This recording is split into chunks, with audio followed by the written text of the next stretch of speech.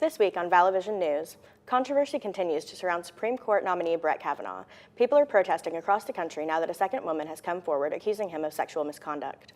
And protecting your personal space on a plane. See how lawmakers hope to make flying friendlier for passengers. Plus, later in the buzz, a fire NATO fights back. The fiery twister sucks up firefighters' hose as they tried to battle the flames. And diversity in Disney. See what changes the entertainment giant is making to Princess Tiana before the release of Wreck-It Ralph 2.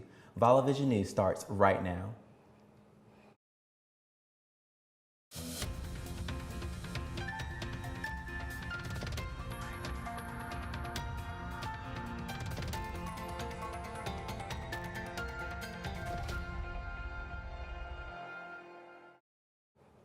Hello, and welcome to Vallo News. I'm Khalil Kyles. And I'm Stephanie Michael. Thank you so much for joining us. Chaos in the nation's capital as a second accuser has come forward alleging sexual misconduct by Supreme Court nominee Brett Kavanaugh. The new accuser describes Kavanaugh exposing himself to her during their time as students at Yale. Reporter Jessica Schneider has the latest. Tonight, Kavanaugh denying an allegation reported by The New Yorker that he exposed himself to now 53-year-old Deborah Ramirez at a dorm room party in the 1983-84 school year at Yale. Kavanaugh, in a two-page letter to Senate Judiciary Committee Chairman Chuck Grassley and Ranking Member Dianne Feinstein, saying, once again, those alleged to have been witnesses to the event deny it ever happened. There is now a frenzy to come up with something, anything, that will block this process and a vote on my confirmation from occurring. These are smears, pure and simple. Ramirez never told anyone about the incident, and two of the male classmates Ramirez alleges were involved, in addition to three others, dispute Ramirez's account of events. Reporter Ronan Farrow stands by the story. The fact that she took several days to carefully think about whether she wanted to cast herself into this maelstrom is, I think, certainly, an acknowledgement of the fact that there were gaps in her memory, as is so often the case with traumatic memories influenced by alcohol. We did receive, however, several direct accounts from people who said they were told right after or saw her describing it right after. CNN has not corroborated Ramirez's claim, and her lawyers told CNN no comment when asked to confirm the details in The New Yorker's story. The New York Times reports it has interviewed several dozen people over the past week and could find no one with firsthand knowledge of the alleged sexual misconduct. The president continues to defend his nominee. Judge Kavanaugh is an outstanding person, and I am with him all the way. For people to come out of the woodwork from 36 years ago and 30 years ago and never mention it, all of a sudden it happens, in my opinion, it's totally political. It is totally political. On Capitol Hill, protests erupted outside senators' offices, including Republican Susan Collins, a key undecided vote whose aide tried to appease demonstrators. Collins needs to make a decision now. The plan is still to move forward with Thursday's testimony from Judge Kavanaugh and Christine Blasey Ford, the first woman who accused him of sexual assault.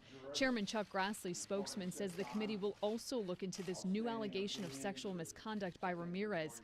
But Democrats are demanding an immediate postponement of the confirmation proceedings and renewing their call for the FBI to investigate.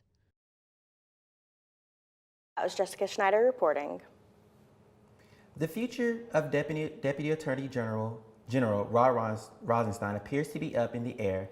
We're learning that a meeting between President Trump and Rosenstein is now on the books for Thursday. Omar Jimenez reports on the latest from Washington. Rod Rosenstein, Deputy Attorney General and overseer of Special Counsel Robert Mueller's investigation, met with Chief of Staff John Kelly at the White House on Monday amidst reports he expected to be fired. This comes in the wake of a New York Times report that Rosenstein secretly discussed recording President Donald Trump and invoking the 25th Amendment to remove him from office, a report that Rosenstein has denied. White House Press Secretary Sarah Sanders said in a statement he and President Trump had an extended conversation to discuss the recent news stories. Trump responded to the reports from the United Nations General Assembly Monday. I'm meeting with Rod Rosenstein on Thursday when I get back from all of these meetings, and we'll be meeting at the White House, and we'll be determining what's going on. In the meantime, what remains unclear is the fate of Rosenstein's job. This looks to me like a slow-moving Saturday night massacre. It seems like the only question is whether these steps take place now or they take place after the midterms when the president believes he'll pay less of a political price for it. Trump appointed Rosenstein as Deputy Attorney General, but has expressed extreme frustration with him for months, partly over his decision to hire Mueller last year. Trump has repeatedly branded the Mueller investigation a witch hunt. All of this unfolding alongside a contentious Supreme Court confirmation process for Judge Brett Kavanaugh. Republican allies of the president have urged Trump to hold off on a purge of Justice Department officials until Kavanaugh is safely in place on the high court. In Washington, I'm Omar Jimenez. Bill Cosby returned to a Pennsylvania courtroom Monday. The comedian is beginning the sentencing progress after his sexual assault and conviction in April. Monday morning, he walked into the Morristown courthouse. The 81-year-old was found guilty of sexually assaulting Andrea Constant in his home near Philadelphia in 2004. He faces up to 10 years in prison for each of the 3 court counts against him. Cosby's lawmaker argued that he shouldn't be sent to prison because he is legally blind and dependent on others. The judge is set to sentence Cosby on Tuesday.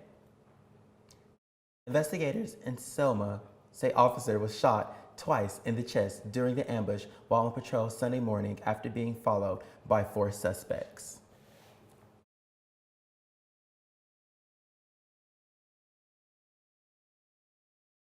After being shot and crashed a vehicle nearby. He was airlifted to a hospital for treatment and at last check was in stable condition. While several Selma officers have been shot at in recent weeks, this is the first officer to be struck. The relationship between the U.S. and China has entered a new phase. Both superpowers are taking financial strikes against each other by imposing their largest round of tariffs yet. As of Monday, the Trump administration is inflicting new 10% tariffs on $200 billion worth of Chinese products. Among the thousands of goods affected, baseball gloves, network routers, and food seasonings. Chinese officials say they'll strike back with new taxes on American items like auto parts, meat, and clothing. Meanwhile, President Trump is proposing new limits on green cards and visas. The proposed rule would make it more difficult for immigrants who would benefit from various forms of public assistance, like food stamps and housing subsidies, to stay in the country. The Department of Homeland Security made the announcement Saturday, saying the plan is to help protect taxpayers. The Secretary of Homeland Security says federal law requires that immigrants show they can support themselves financially. Immigration activists claim the rule would hurt the country in the long run. President Trump says he and North Korean leader Kim Jong-un will have a second meeting quite soon. Trump's comments Monday follow an up and down relationship between the two nations since the leaders met a historic summit in June. Most recently, the president canceled Secretary of State Mike Pompeo's planned trip to North Korea last month. U.S. officials worry a second summit is premature and would give North Korea too much in return for little progress toward denuclearization. Remember, there's always more news 24/7 on our social media pages. Just search for Vallo Vision News on Facebook, Twitter, and Instagram for more stories throughout the week. Still ahead on Vallo Vision News, a major change for Weight Watchers from a new name to a new mission. See how it will impact members. Plus, everything old is new again. Sony is releasing the PlayStation Classic just in time for the Christmas holidays. Find out how much this retro fun will cost you. And your eyes aren't playing tricks on you. You're looking at a real live two-headed copperhead snake. We'll tell you where it was discovered later in The Buzz. As we go to break, here's a live look at campus. We'll be right back.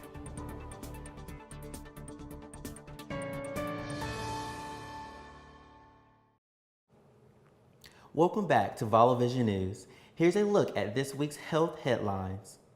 Weight Watchers really wants to reform its image as not just another diet company, so it's changing its name to WW. The global wellness company has the new name focuses on overall health and wellness.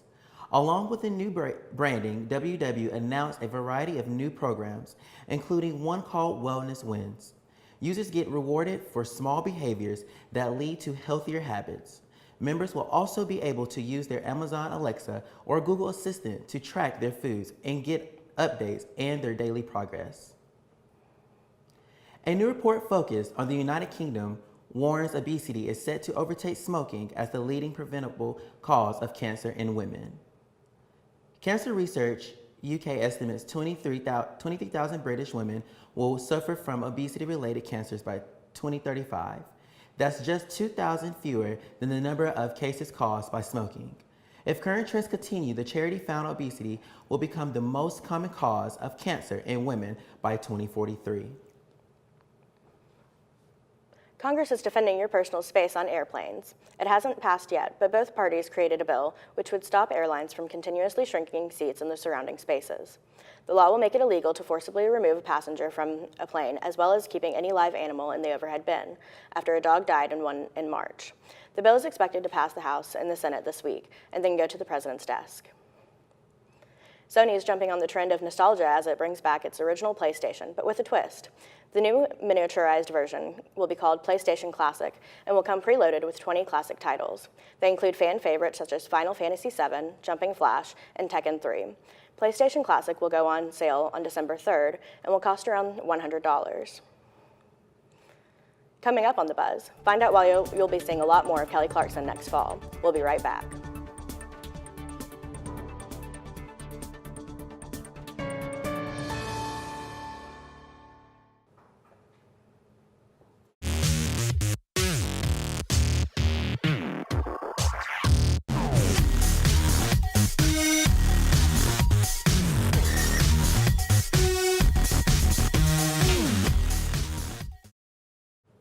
Welcome back to Vallovision News. Now it's time for The Buzz. Disney Princess Tiana will look more recognizable when the sequel to Wreck-It Ralph hits theaters later this year. Animators went back to the drawing board on Disney's first Black princess. The change in her appearance in a Ralph Breaks the Internet clip caused social media backlash. According to the Wall Street Journal, Disney made changes after meeting with their actress who voices the character, other animators, and a Black advocacy group. Her look has been updated in the newly released clip. Ralph Breaks the Internet hits theaters November 21st. Alec Baldwin has agreed to don the swirly blonde wig and orange spray tan for the upcoming 44th season of NBC's Saturday Night Live.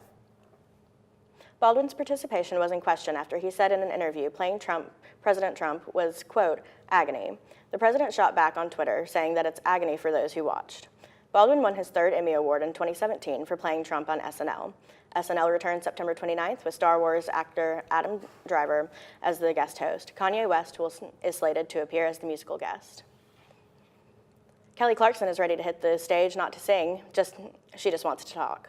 Clarkson will host and serve as the executive producer of The Kelly Clarkson Show. It's been picked up by NBC-owned television station group and is slated to air next fall. She says her touring band will serve as the house band on the show. Clarkson is no newbie to TV. She got her start winning the first season of American Idol, and she serves as the coach this year on the reality show The Voice. Now let's check out some viral videos. You've heard of Sharknadoes, but have you heard of Firenadoes? Take a look at the super cool weather phenomenon out of British Columbia, Canada. Firefighter Mary Shalowski said her crew was battling a wildfire last month when the towering flames and smoke got caught up in a whirlwind. A fire tornado was created, she said. It rose more than 100 feet in the air, and as you can see, it even sucked up their hose. Shalowski said they played tug of war with it, but the hose ended up melting, she said. It also threw burning logs at them for 45 minutes.